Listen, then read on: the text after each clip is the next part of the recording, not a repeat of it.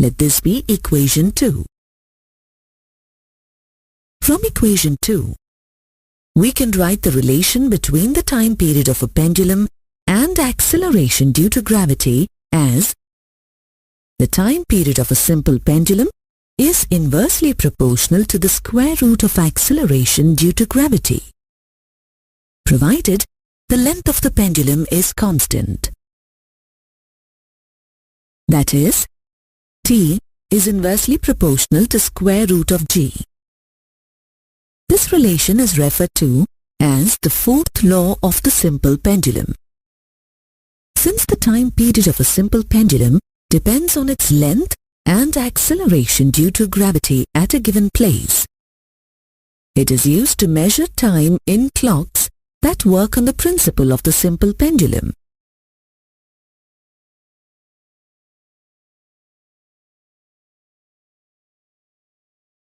Let us now conduct an experiment to find the time period of a simple pendulum and verify the effect of length on it. The apparatus required are a metallic bob, an unspun thread of length about 120 centimeters, an iron stand with a clamp, a cork vertically cut into 2 equal parts, a meter scale and a stopwatch. First, find the diameter of the bob using an ordinary scale or vernier calipers. Calculate the radius r of the bob by dividing the diameter by 2. Place the iron stand over an experimental table. Tie the bob to the thread and suspend it from the stand with the help of the cork and clamp, such that the simple pendulum is set up. Now measure the length of the pendulum from the point of suspension to the bottom of the metallic bob using the meter scale. Let this be L1. Calculate the effective length of the pendulum by subtracting the radius of the bob from the measured length L1. That is, L is equal to L1 minus R.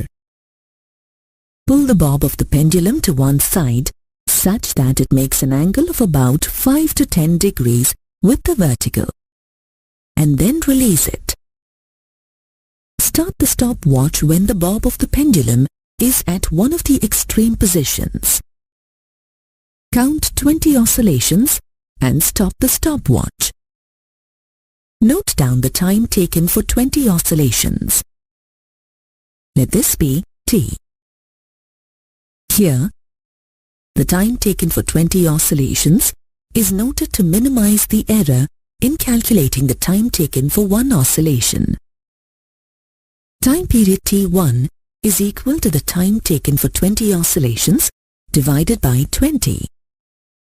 On the other hand, substitute the value of L and G in the formula for the time period of a simple pendulum and calculate the time period.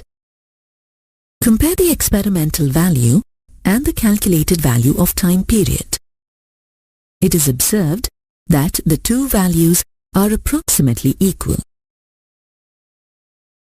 If the time period of a simple pendulum is 2 seconds, then the pendulum is called a seconds pendulum. If we take the time period as 2 seconds and acceleration due to gravity as 9.8 meters per second square, then the length of the seconds pendulum works out to 1 meter or 100 centimeters.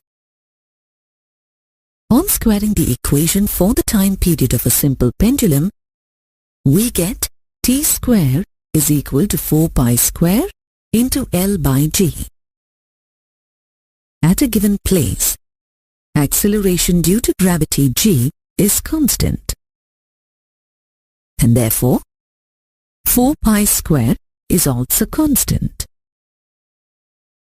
Hence, T square is proportional to L. It is also used to determine the acceleration due to gravity at a place.